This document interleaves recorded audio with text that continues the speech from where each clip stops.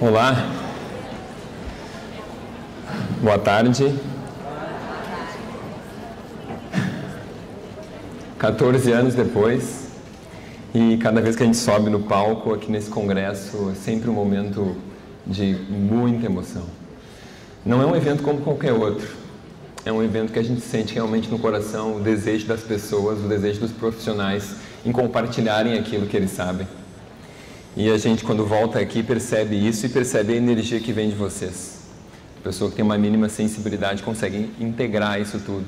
E eu sou grato demais por estar aqui hoje, mais uma vez, podendo dar uma pequena contribuição para a prática de vocês. E a minha palestra foi um pedido especial da doutora Valéria, minha colega querida Valéria Pascoal, sobre como tratar apenas com alimentos. O que a gente pode fazer só com alimentos, sem suplementação, sem exames? E eu tive um caso, pelo menos um, muito relevante, exatamente nesse tema, que foi o tema fibromialgia. E essa é uma doença que envolve diversos fatores. E essa doença me remete ao início da minha carreira, porque ao longo dos anos foi uma doença que eu me deparei várias vezes com os meus pacientes, no qual eu tive vários casos com bastante sucesso. E esse caso foi um caso recente que me fez de novo reavivar a noção do poder do alimento. Esse ano, esse é o 14º congresso que eu estou aqui no palco, e estão fazendo 19 anos do primeiro curso de nutrição funcional ministrado no Brasil, que foi exatamente daqui a um mês, em outubro de 99, ou seja, já foi no século passado. E a gente continua aqui trazendo essa contribuição, trazendo essas ideias, fortalecendo a nossa profissão. A ideia fundamental é dar ferramentas para nós nutricionistas, que temos nas nossas mãos a ferramenta mais poderosa que existe na Terra, que é o alimento. Então, essa profissão abençoada e que ainda mal começou a alcançar o que vai alcançar. E para mim é sempre muito importante estar refletindo sobre esse assunto, e um prazer estar conversando sobre ele com vocês. E quando eu vou começar a falar sobre fibromialgia, como em qualquer outra palestra minha, eu começo com a matriz da nutrição funcional, que é o nosso elemento fundamental que nos traz a reflexão da prática clínica. E a gente começa falando sobre os antecedentes, os gatilhos, os mediadores, os fatores de estilo de vida e os fatores centrais da teia de interrelações metabólicas, os fatores fisiológicos. Quando a gente fala de antecedentes, a gente fala de fatores genéticos, a gente fala da nossa história pessoal, da história familiar, da história de alimentação daquele paciente. Quando a gente fala de gatilhos, a gente fala dos fatores iniciadores da doença, o que disparou aquele processo. E os mediadores, as substâncias que o corpo libera, que o corpo produz, para que as células se comportem dessa forma que nós estamos mandando. Citocinas, quimiocinas, hormônios, neurotransmissores, prostaglandinas, enfim. Os fatores de estilo de vida que a gente tem que lidar em todos os nossos pacientes. E não menos importante a parte central, que são eles que são modificados pelos antecedentes, gatilhos e mediadores, ou seja, a parte da assimilação, que tem a ver com o gastrointestinal e tem a ver com o respiratório. A parte da defesa e reparo, que é o nosso sistema imunológico, inflamação, autoimunidade, alergias, hipersensibilidades. A parte energética, que é o aspecto mitocondrial. O aspecto biotransformação e eliminação, que é como a gente lida com as toxinas ambientais. A nossa metabolização única, como a gente detoxifica. O transporte, que é a parte arterial, venosa e linfática. Comunicação, aqui então propriamente neurotransmissores e hormônios. E integridade estrutural, que tem a ver diretamente com fibromialgia, que são músculos, articulações e membranas celulares. E no elemento central, mental, emocional e espiritual, que faz parte de todos nós, tem uma íntima relação com a nossa alimentação e com a nossa saúde também. Então a fibromialgia envolve dor, envolve muita dor. E envolve dor crônica, e envolve dor em pontos específicos do corpo. Em 18 pontos específicos, segundo alguns. Mas ela envolve também aspectos emocionais, envolve como as pessoas pensam, envolve os seus sentimentos, envolve as suas emoções, tanto na causa quanto na consequência, tanto na origem quanto no agravamento da doença. As emoções se alteram, o comportamento se altera. Então os pensamentos estão alterados. E isso tem que ser levado em consideração. Então essa minha paciente, ela tinha 34 anos, e vejam já pela avaliação mais básica, eu não botei os dados completos aqui, porque é impossível fazer isso em 40 minutos, ela tinha um percentual de gordura corporal de 29 com esse peso e essa altura. Ou seja, ela é uma falsa magra, quando tu olha visualmente para ela, quase sarcopênica. Eu não fiz uma avaliação por DEXA nela, mas daria muito próximo. Ela tinha um trabalho de funcionária pública estadual, das 8 às 18 horas, e teve esse diagnóstico de fibromialgia no início de 2016. Chegaram a comentar para ela sobre um possível ter também síndrome miofacial, depressão, isso era um diagnóstico que ela tinha também, e um sono bastante ruim há muito tempo. Bom, então ela já tinha feito diversos tratamentos, incluindo fisioterapia e alongamento, psicoterapia durante um bom período e psiquiatria. Então o tratamento psiquiátrico incluía o uso de amitriptilina, que é um dos medicamentos mais estabelecidos no tratamento da fibromialgia. Também usava ansiolíticos, e usava um ansiolítico especificamente para dormir, para ajudar no sono, e relaxantes musculares. Então isso é o que ela fazia regularmente e ainda fazia nos dias atuais. Então, começando, eu faço em todos os meus pacientes o questionário de rastreamento metabólico. Quem é que usa com seus pacientes o questionário de rastreamento metabólico? Levanta a mão, por favor. Ótimo, mais ou menos 23,3% pelos meus cálculos. Quem é que usa em todas as consultas? Repete nas consultas seguintes também. Olha só, caiu para 16,2% agora. Então, é importante falar sobre esse questionário porque ele é base. E ele me dá toda a fundamentação do meu resultado. Eu esqueci de perguntar quem é que usa a TEIA na sua clínica e explica a TEIA, a matriz da nutrição funcional, para os seus pacientes. Vejam que não chega nem a 11%, mais ou menos 10,5%. Então, a gente precisa evoluir muito ainda na nutrição funcional, porque senão a gente vai ficar dando alimentos funcionais para os nossos pacientes. E a ideia é que nessa palestra é mostrar a visão funcional e não apenas dar o alimento funcional. A gente tem que saber quando dá e para que dá, para quem dá, em que momento e onde a gente está interferindo. Essa é a ideia. Então vejam o questionário dela, eu vou detalhar um pouco ele, porque ele é a primeira coisa que eu faço. Eu olho esse questionário enquanto eu venho caminhando da sala de espera até entrar na minha sala, que são 19 passos que eu dou. E nesses 19 passos eu olho o questionário frente e verso, e quando eu sento na minha mesa eu já sei o que o paciente tem. Porque esse questionário me permite isso. Então vejam que ela tinha dor de cabeça 13. Eu até não coloquei a grade, porque eu achei que a maioria usava o questionário. Agora eu subestimei. Então 13 é frequente e não severo, ok? Então, dor de cabeça, imagine que vai de 0 a 4, ok? Vai de 0 a 4, 13 é quase o máximo. Então ela tinha dor de cabeça classificada em 3, sensação que era diariamente, praticamente diariamente, 5 dias por semana, sensação de desmaio 2 e tonturas 2. Esse desmaio e essas tonturas são piores nos dias quentes e pioram no verão, essa sensação de desmaio. E também piora mais no fim da tarde. Então, e também, terceiro, piora se ela levanta muito rápido. Então, o que isso está me dizendo sobre essa paciente? Isso tem um significado. Insônia. Ela tinha uma insônia característica que despertava entre 3h30 da manhã, 3 horas da manhã. Então, na primeira parte do meu questionário, eu já sei que ela tem problemas de hormônios da sua adrenal. Disfunção do ciclo circadiano adrenal. Eu já sei que na madrugada dela ela está com cortisol muito alto e que em momentos durante o dia ela está com problemas de aldosterona ou de cortisol ou de cortisol simultaneamente. Só olhando essas 4 perguntas, pelos sintomas que ela apresenta. Quando eu vou para os olhos, ela tem um pouco de olheiras, porque ela dorme mal, acorda todas as noites, fica acordada, então ela tem olheiras. Nos ouvidos não tem nada. Vamos lá. No nariz, ela apresentava rinite, então aqui a característica pontuação, também na garganta a ver com esse quadro alérgico respiratório. Na pele, um pouco de acne e perda de cabelo. Qual mulher não coloca que tem acne e perda de cabelo, atire a primeira pedra? Todas. Eu olho, mas essa pedra é um espetáculo. Ah, não, mas doutor, esse aqui tem um acne, tem uma coisa invisível. Todas colocam acne. Espetáculo, né, Sheila? Não tem escapatória. Tu olha, não enxergo nada. Para mim é tudo invisível, mas tudo bem. Então tá, é perda de cabelo, até a gente fazer aquelas perguntas, a gente vai descobrir se é perda de cabelo ou não. Todas elas vêm um fio, acham que tem alopecia areata.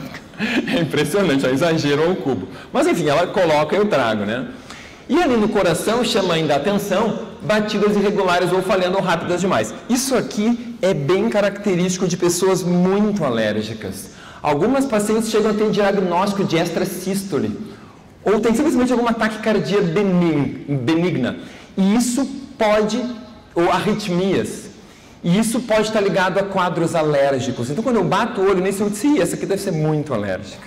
Mas, enfim, eu estou passando o olho, isso da sala de espera à minha sala. Vocês entenderam como é que funciona? É aquela assim, ó, visão panorâmica, né? Chegou na parte pulmonar, pouco fôlego, ela dizia que tinha pouco fôlego, estava sempre muito cansada, o quadro da fibromialgia, trato digestório salientando aqui os arrotos ou gases, então ela tinha muita flatulência, se queixava de muita flatulência, evacuação irregular 2 vezes por semana, desculpa, o dia sim, dia não, dias alternados. E aqui a parte bem característica da fibromialgia também há articulações e músculos, 15 pontos ao total nessa zona, então muita coisa, obviamente o ponto chave dela aqui. Só não tinha artrite, artrose, porque era realmente uma fibromialgia, o resto pontuação praticamente máxima. Bom, energia e atividade, muito cansaço, também característica da situação clínica dela, mas vejam, hiperatividade, sentia muito hiperativa, em especial à noite, e com dificuldade em descansar e relaxar. Então esse é um quadro muito comum dessa inversão de ritmo circadiano, em que elas não têm cortisol de manhã e tem muito à noite. Como é que o que a gente vai fazer com isso? Eu vou explicar para vocês como que eu regulei isso nela. Olhem o mental dela aqui. Então essa parte cognitiva também é bem afetada nesses pacientes. Então eu não vou ler tudo isso em detalhes aqui, mas muitas pessoas dizem que têm memória ruim quando elas não têm memória ruim, elas têm problemas de concentração. Isso é o mais comum. O paciente que se queixa, a minha memória não é boa. Tu vai investigar, não é memória, é concentração. Eles não sabem o que eles estão fazendo. Eles pegam o celular, soltam num lugar e não sabem que soltaram. E eles estão fazendo ou pensando em outra coisa. Então eles dizem, eu esqueço o meu celular, esqueço a chave. A prática é que as pessoas não estão com a cabeça, vou botar o meu celular aqui, elas estão pensando numa outra coisa. Então isso é concentração, não é memória, ok? Então, seguimos. É só mais uma dica prática. Vejam o emocional, também bem carregado com pontuação. E o outros, óbvio, ela se sente frequentemente doente, porque ela sempre tem queixas o dia inteiro, com dor e com cansaço. E o edema nas mãos, nos pés e no rosto, que obviamente eu perguntei tudo isso ao acordar. Ela costuma acordar inchada. Os anéis não entram direito. O olho, ela acorda mais inchada pela manhã. Isso só tem 2 possibilidades. Ou a pessoa come muito sal à noite, ou ela não detoxifica bem. A matriz extracelular faz a sua limpeza durante a noite. O cérebro faz a limpeza durante a noite. A melatonina governa isso. Governa o sistema linfático cerebral. Então, se ela não dorme bem, ela não detoxifica bem. Ela acumula os poluentes e a solução para a poluição é a diluição. É isso que o corpo pensa. Eu não detoxifico, eu vou tentar diluir, eu vou reter líquido. Então, se eu lembro disso, eu vou entender por que essa paciente acorda inchada. E eu tenho que aumentar a detoxificação dela. Tem tudo a ver com o processo. Então, o total dela foram 105 pontos. Foram 105 pontos. A uma pessoa saudável faz quanto? Faz até 20 pontos. Uma pessoa acima de 100 pontos está deixando de fazer muita coisa na vida dela. Está perdendo qualidade de vida, está deixando de ir a lugares, eventos, está perdendo vida muito intensamente. E é importante reconhecer isso para o paciente, dizer isso para ele, porque ele sabe e os outros não acreditam. E o paciente se sente escutado e acolhido quando a gente reconhece isso. Vocês entendem? Então você lê o questionário e verbaliza isso. Eu te compreendo, eu sei o que tu está passando. E você fechou a comunicação com ele. Bom, eu fiz outros questionários, eu fiz esse questionário de saúde emocional e ela deu 42 pontos. E 42 pontos incluem que ela está com é uma saúde emocional comprometida, presença de sabotadores emocionais, reduzindo o alcance do seu potencial máximo de vida. Esse questionário eu peguei do pessoal do HT Conexão, Instagram, quem quiser pode olhar lá e conversar com elas sobre isso. Eu indico muito o trabalho delas para os meus pacientes.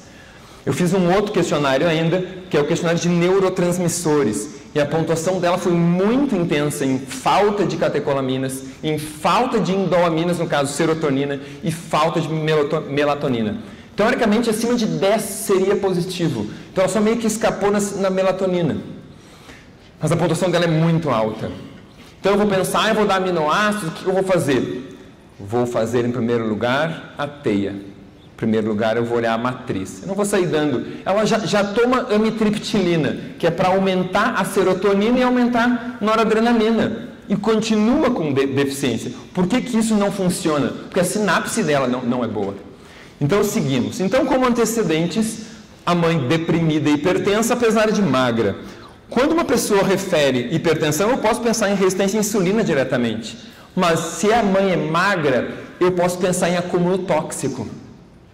Não vou entrar nos detalhes do que acontece, mas uma pessoa que não tem resistência à insulina e tem hipertensão da idade, pense em acúmulo tóxico, em detoxificação ruim. Isso muda lá nos capilares periféricos, os receptores, os baroreceptores. Tinha uma dieta normal ocidental média, o sono sempre foi leve. Ela acorda no meio da noite há muitos anos antes do diagnóstico de fibromialgia e nunca praticou atividade física. Ou seja, isso me fala que ela não tem o fitness mitocondrial legal. Nunca teve, não estava preparado, os músculos delas não se prepararam para uma boa flexibilidade. Qual foi o gatilho? O gatilho foi uma gastroenterite aguda após uma alimentação alterada em março de 2016. Vejam que ainda é interessante, alguns meses antes havia começado o parcelamento dos salários pelo governo do estado do Rio Grande do Sul. Então ela teve uma questão emocional e depois um agravamento com uma gastroenterite que ela passou uma semana com diarreia. Então vejam um gatilho emocional e um gatilho intestinal, microbioma alterado. Então ela não atribuiu ao parcelamento de salários, mas ela percebeu nitidamente após essa.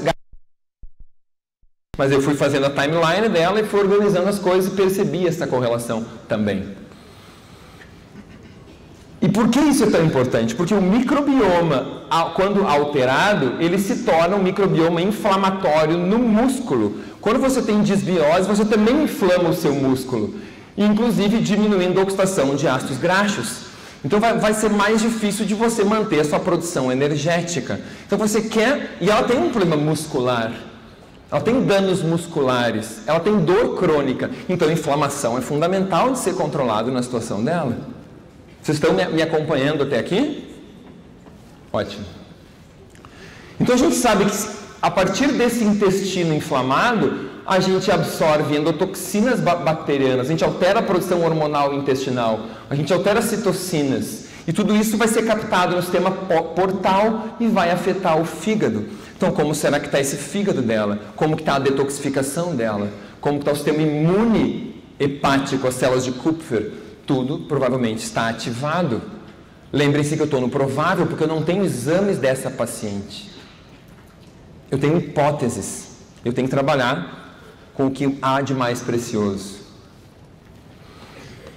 Vamos então montar a matriz dessa paciente e entender como que eu vou atuar. Então, ela tem fibromialgia e talvez síndrome miofascial, ou seja, um problema na integridade estrutural. Como gatilho, como antecedente, nunca fez atividade física, uma dieta ruim e um estresse crônico. O sono ruim poderia estar aqui no antecedente também. Ela teve como gatilho a gastroenterite, eu joguei junto à alteração salarial. Ela ainda tem no estilo de vida o sono ruim, a insônia, desperta no meio da noite, a pouca atividade física, a dieta básica e não realizada no trabalho, fazia um trabalho burocrático, o qual não estava feliz. Mas, Gabriel, isso é a regra. Alguns me dizem isso. Nenhum dos meus colegas no meu trabalho gosta do que faz. Faz ali porque está ali. Eu acho isso estranho, porque eu sou muito realizado no meu trabalho. Apesar de ficar super nervoso antes de subir aqui, eu estou realizado. Eu gosto e eu amo passar isso para vocês.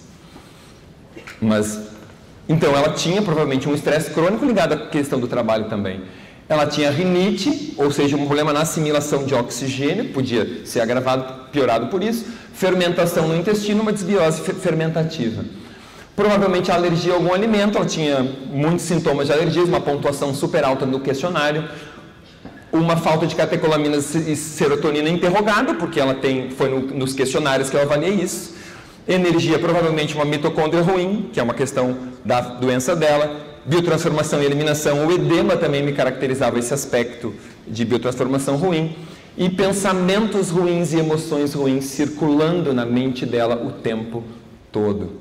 Então veja, quando a gente faz a teia, fica claro por que essa pessoa tem uma doença e por que ela não vai solucionar tomando um medicamento. Vocês conseguem entender isso? Como é que ela vai solucionar tudo isso tomando uma pílula única? Não existe como. Ela precisa de nutrição funcional. E ainda faltou aqui no último o cortisol desequilibrado, que são os mediadores da doença. O desequilíbrio do cortisol, a melatonina baixa, as toxinas inflamatórias, a falta de catecolaminas, serotonina, etc. Bom, então, e aí vejam que eu consegui pescar os problemas dela. Eu consegui pescar quais eram as emoções problemáticas que estavam afetando ela. Então, a gente trabalhando e perguntando, a gente chega realmente no que está acontecendo com esse paciente. Então, vejam a alimentação dela. Uma alimentação básica. Eu consegui uma foto na internet praticamente igual, não foi ela que me mandou essa foto. Então, um leite desnatado com café passado 50% cada, um pão integral, uma tapioca, um queijo branco mais magro e uma fruta, um mamão ou banana. No lanche da manhã, pelas 10 horas, às vezes tomava uma água, mais frequentemente chimarrão ou café e umas bolachinhas diversas que os colegas levam e dividem. Vamos seguindo. No almoço, arroz parbolizado, no buffet que ela comia, com feijão, em geral no Rio Grande do Sul é feijão preto, às vezes com um pirê de batata junto, ou então troca tudo por massas. Gado ou frango, em geral gado meio a meio com frango, e peixe frito uma vez por semana. A salada está aí descrita, não tomava nenhuma bebida, nem uso, consome sobremesa, porque ela já é preocupada com a alimentação dela, ela já usa um pão integral, um queijo branco, ela já tem uma consciência e acha que está fazendo certo, entenderam? E a salada dela era metade do prato dela, comia mais ou menos isso, era o mais frequente. Então parecia tudo bem. Vejam agora a gente chega no lanche da tarde e ela disse, tomo chimarrão 5 a 6 cuias. E eu disse, tá, mas por que tanto? Eu preciso de chimarrão para não ter sono e para ter produtividade. Então ela toma 5 a 6 cuias de chimarrão durante a tarde. Isso não é raro no Rio Grande do Sul. Tem vários gaúchos aqui, né? Ó, viu? E vocês têm muitos pacientes com esse padrão. Já tinha tomado de manhã, toma mais de tarde. Mas enfia uma fruta, assim, quase que ela diz para ti que come, mas quase sempre não come, né? Eu tento levar a fruta na terça, eu tento na quarta. Nunca consegue, mas ela sempre tenta. Então ela quase come uma fruta todos os dias, sabe? Mais ou menos assim. Então seguimos, e aqui nesse horário da tarde eu pesquei o seguinte na anamnese dela. Ela não podia ficar sem comer, ela tinha que comer aquelas bolachinhas. Porque quando ela esquecia, ela ficava irritada, com cefaleia, não se concentrava bem. Isso já piorava a performance cognitiva. O que isso me diz? Me diz que as mitocôndrias dela dependem de carboidrato. Me diz que as mitocôndrias delas estão mimadas. Registrado Gabriel 2018. Mitocôndrias mimadas. Mitocôndrias sem flexibilidade. Ou seja, isso aqui vai mudar completamente a minha conduta em relação a ela. E isso explica tudo sobre a fibromialgia. Fibromialgia, mitocôndria. E aí chega no jantar, ela tem várias opções, é super variado o jantar. Pode ser massa com queijo, pode ser pizza, pode ser sanduíche com queijo. A gente sabe que é tudo a mesma coisa, né? O paciente acha que é tudo diferente. É tudo e um dia, carne de panela com arroz e com brócolis. Super saudável também.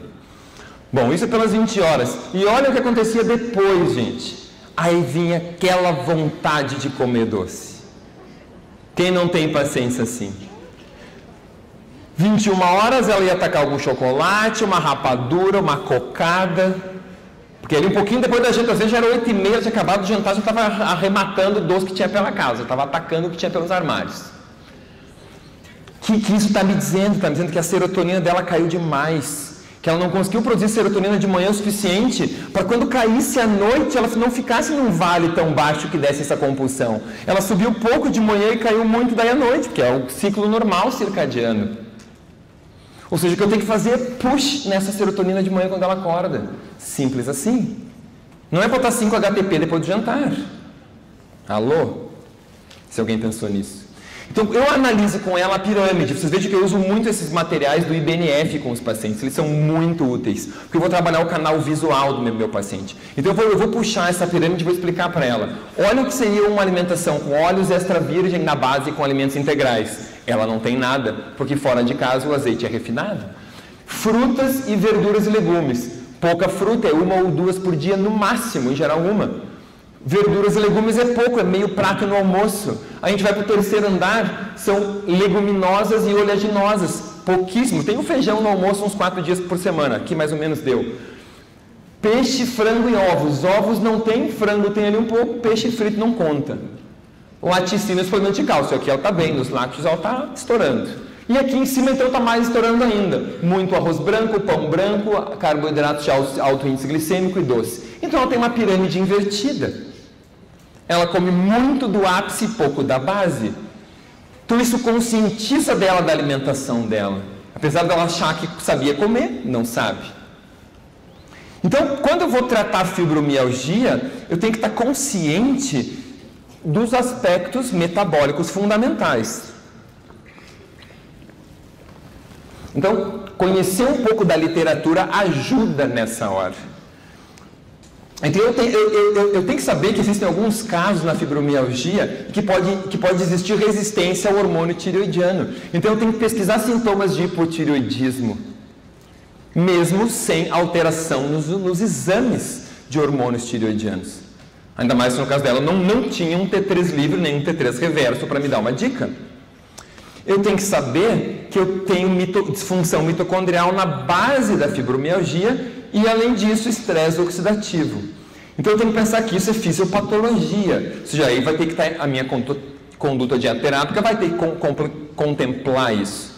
Eu tenho que pensar que esse foi um estudo que mostrou que 100% dos pacientes com fibromialgia tinham supercrescimento bacteriano no intestino delgado, contra 20% do grupo controle usando a mesma técnica, o que é bastante importante. Ou seja, ela tem desbiose e isso está refletido naquela questão flatulência imensa que ela tem junto com a constipação. Eu tenho que saber que em muitos casos podem ter sensibilidade ao glúten não celíaca. Ou seja, como eu vou trabalhar o glúten na dieta do meu paciente? Provavelmente eliminando. E eu tenho que entender que tem diversos fatores que promovem a persistência da fibromialgia, como deficiência de vitamina D, como deficiência de vitamina B12, como anemia, como o hipotireoidismo subclínico, entre outros. Então isso tem que estar presente e isso está publicado. Eu não preciso trabalhar no achismo. Isso é conhecer a fisiopatologia da doença. Bom, então, quando eu vou montar o tratamento, eu tenho que ter essas informações em mente. Então, medidas básicas. O que eu fiz em primeiro lugar para essa paciente? Primeira coisa que eu fiz com ela foi verificar e conscientizar ela que a dieta dela era assim. Ou ela estava comendo ou estava pensando em comer.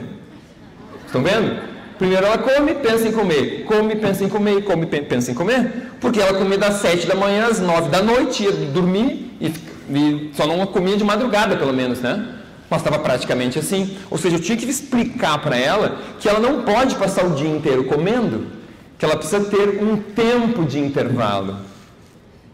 Nós temos que ter um ciclo no mínimo de 12 por 12. No mínimo de 12 horas alimentada e 12 horas não alimentada. Esse é um princípio básico de saúde para que a gente tenha mitocôndrias flexíveis. Senão elas vão ficar mimadas. Isso se refletir naqueles sintomas da tarde, entre outros.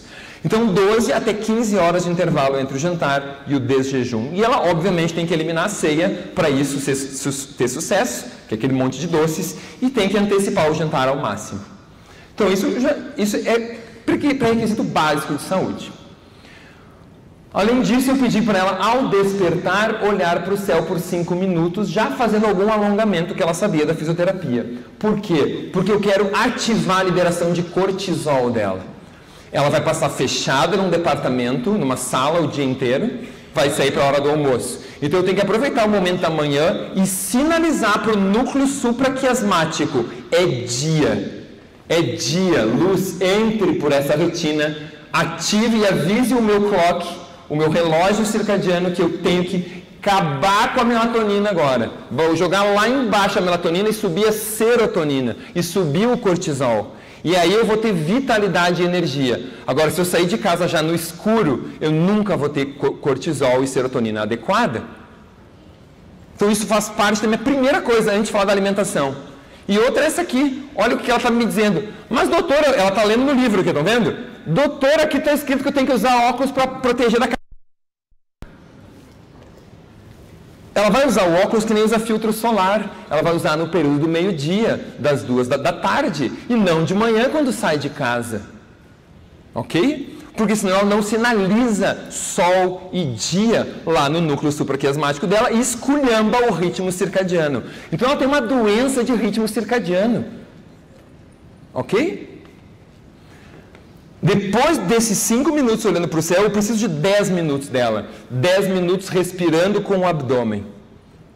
Para quê? Porque eu quero ativar o equilíbrio simpático-parasimpático. Eu quero uma regulação simpático-parasimpático.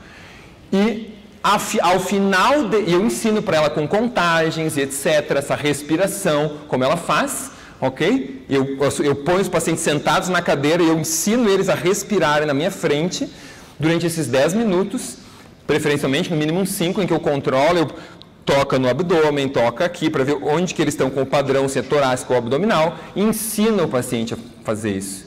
E ao final desses 10 minutos, ela vai visualizar como vai ser o dia dela. 2 minutinhos. Como que ela quer chegar? O que ela quer para aquele dia dela? Super simples. Como que ela estaria se sentindo se? Simples assim.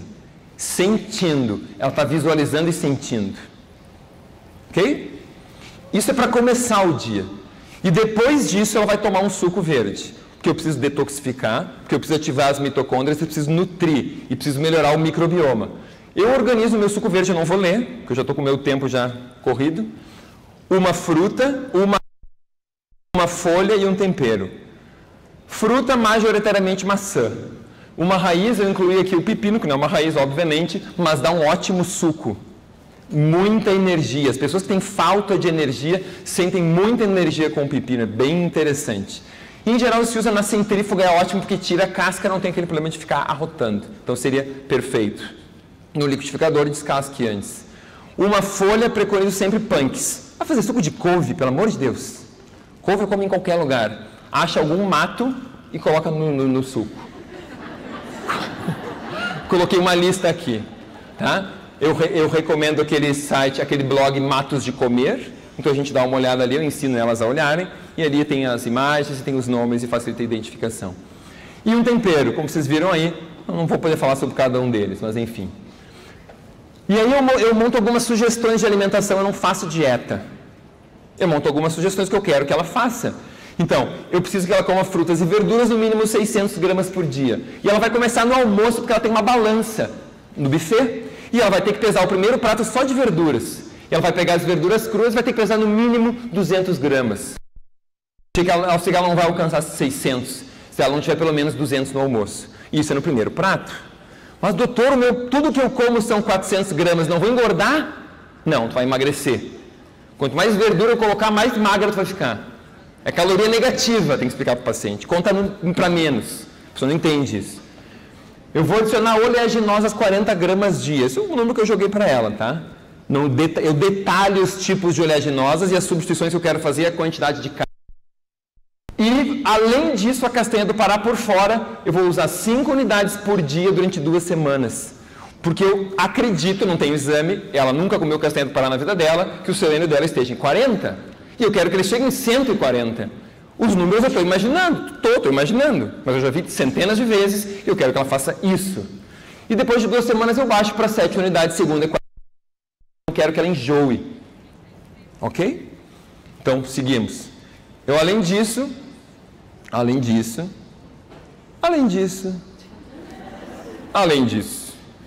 talvez além disso, eu consiga mostrar para vocês. Não sei, talvez aqui funcione. Vamos ver? Também não. Aí, agora sim. Eu fiz um chá 150 ml 3 vezes ao dia com maca peruana com guaraná em pó. Só 3 xícaras ao dia, no meio, distribuídas entre o meio da manhã e o meio da tarde.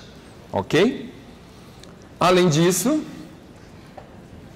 se vocês puderem solucionar o meu laser aqui, eu agradeço. Tá? Eu vou tentar passar por aqui. Também não está passando, vocês podem passar aí para mim. Aí. Eu pedi para ela eliminar o café desse jejum. Deixei claro, porque eu coloquei o suco verde já para não ter espaço para outras coisas.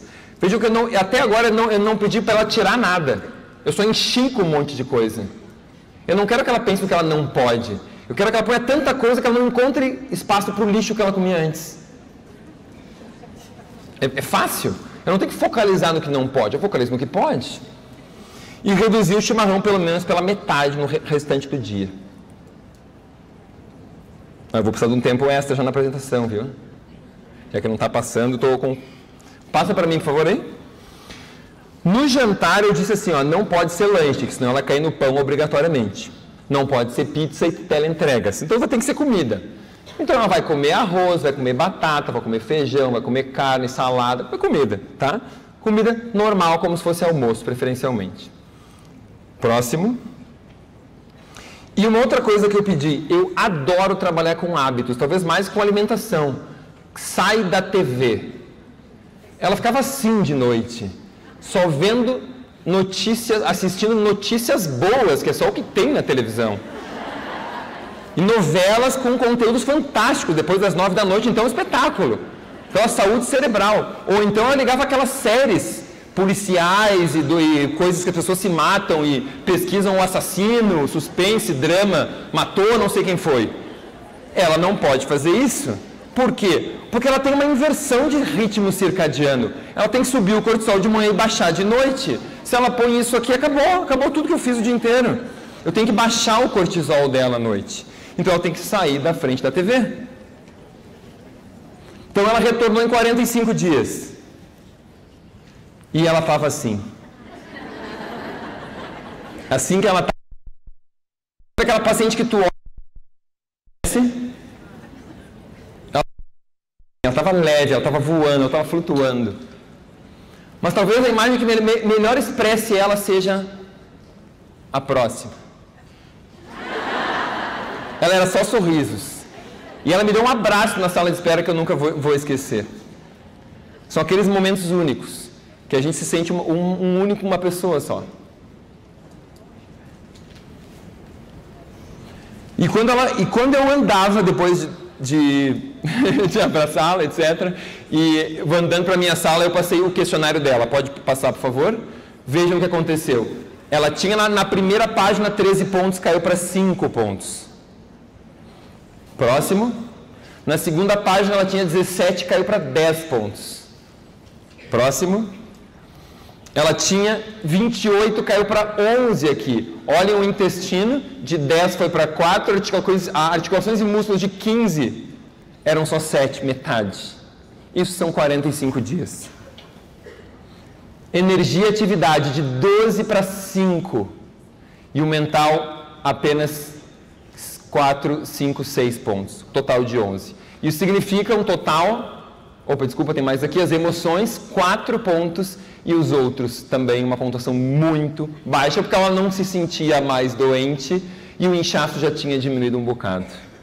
Ou seja, o total dela são, nesse momento, 42 pontos. 42 pontos.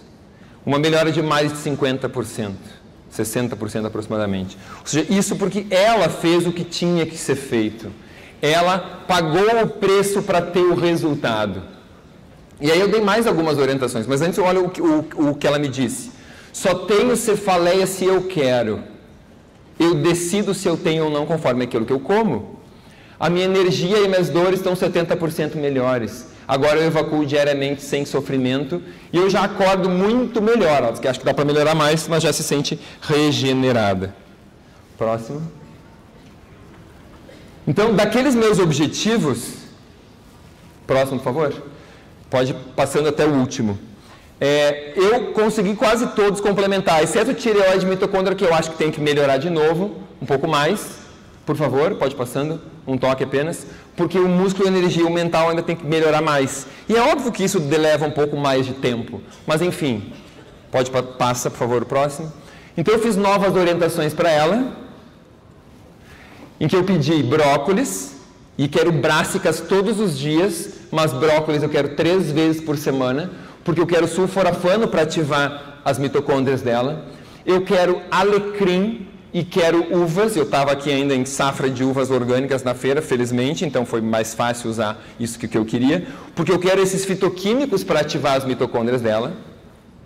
Eu quero alho, isso é um pouco mais difícil de conseguir, mas uma pasta de alho cru, tipo um aioli, 3 vezes por semana. Isso seria bem interessante. A maioria não faz, mas eu peço. Tem gente que é apaixonada por alho, mas a maioria não quer muito. Eu quero cúrcuma e eu faço muitas vezes um chá de cúrcuma com alecrim. Eu expliquei aqui embaixo como é que eu faço esse chá de cúrcuma com alecrim. E botei açaí. Açaí eu gosto muito de usar o açaí liofilizado, porque é super fácil de misturar com algum abacate, com banana, com alguma coisa assim. Ou a polpa do açaí orgânico também, que eu tenho lá na Feira Ecológica em Porto Alegre, fantástica, sem açúcar, sem xarope, sem nada. Também uma ótima opção. E eu pedi feijão branco 2 vezes por semana, farelo de arroz, 1 colher de sobremesa por dia com uma porção de frutas e linhaça moída, 1 colher de sobremesa. Porque eu quero ácido ferúlico para ativar as mitocôndrias dela. E em último lugar, eu quero um pouco de algas que ela rasga e mistura na salada. E eu quero grão de bico para ter inulina e magnésio para melhorar mais o microbioma e melhorar mais as mitocôndrias dela. Então eu dei uma especificada nos alimentos que eu queria que ela usasse. Na segunda consulta, primeiro eu deixo mais aberto e deixo a pessoa vir com o que ela conseguiu fazer. Então eu reforcei alguns aspectos de higiene do sono, luzes da casa à noite, a casa mais escura, as emoções à noite, para ver que aquele sono dela tem que ficar bom. Pedi para ela começar a fazer algum exercício, o único horário seria à noite, não teria outra opção, de manhã ela não consegue fazer. Um exercício período curto, e, enfim. E reforcei que na hora do almoço ela vá para o sol e fique no sol um pouco. Se exponha ao sol e olhe para o sol mais uma vez. E aí a terceira consulta 60 dias após, simplesmente isso. De 105, 45 dias ela chegou em 42 pontos e mais 60 dias, a gente está aqui em 3 meses e meio da primeira consulta, 18 pontos. Ou seja, nós temos a oportunidade de mostrar para o nosso paciente que os nossos genes são únicos, que a gente tem um genoma que ele não vai mudar, mas se nós tratamos ele de um jeito, alguns genes são expressos. Se nós tratamos ele bem, genes que a gente chama genes de saúde. Se a gente trata mal, genes que a gente chama de genes de doença. Isso não é o importante. O importante é a gente saber como tratar os nossos genes. Nós temos escolhas, nós temos opções. Nós escolhemos como fazer isso.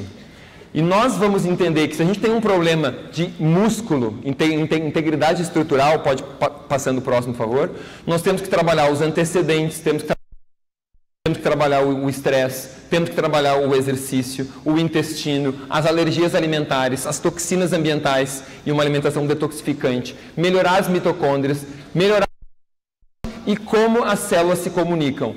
Obviamente, através da nutrição, que é o elemento chave da saúde do indivíduo.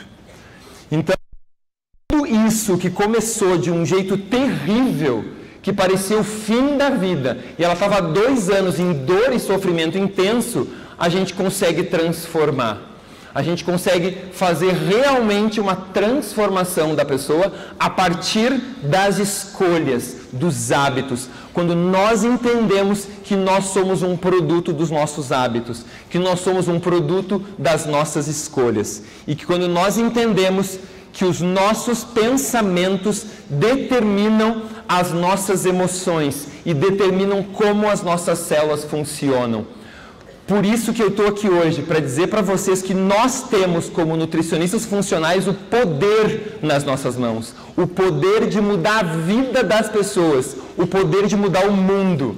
E é exatamente por isso. E como que a gente consegue isso? A gente consegue isso respeitando os nossos genes e praticando nutrição funcional. Porque em cada garfada, o nosso destino é determinado. Muito obrigado e até a próxima.